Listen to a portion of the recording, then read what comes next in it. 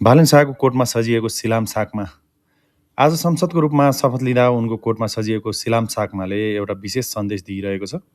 लिम्बू याकथुङ र किराँत संस्कृतिबाट जन्मिएको सिलाम साकमा आज केवल एउटा जात विशेषको पहिचान मात्र रहेको छैन।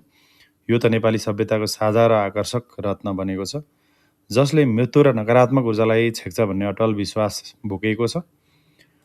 आज संसदमा छिरेका यी बालेनका कदमहरू भोलि चैत्र 13 गते देशको सर्वोच्च पद प्रधानमन्त्रीको शपथका लागि अघि बढिरहेका छन्।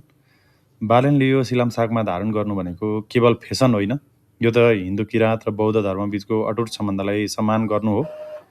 यो देशको संस्कार र संस्कृतिलाई कति धेरै महत्त्व दिन्छन् भन्ने एउटा जीवित प्रमाण पनि हो।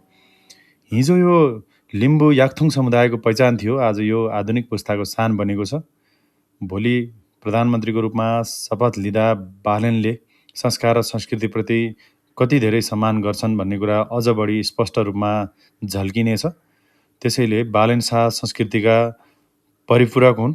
उनले संस्कृतिलाई माया गर्छन् र देशलाई अत्यन्त परिवर्तनकारी युगमा लानेछन् र जनताप्रति उत्तरदायी भएर काम गर्नेछन्।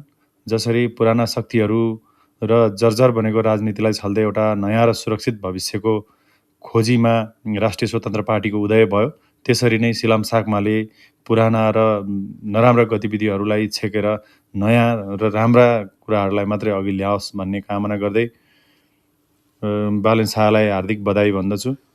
मेरो भिडियो अन्तिमसम्म हेरिदिनु भयो, तपाईँहरूलाई विशेष धन्यवाद छ। यस्तै अन्य भिडियोहरू हेर्नका लागि मेरो पेजलाई फलो गरेर जान सक्नुहुन्छ। धन्यवाद।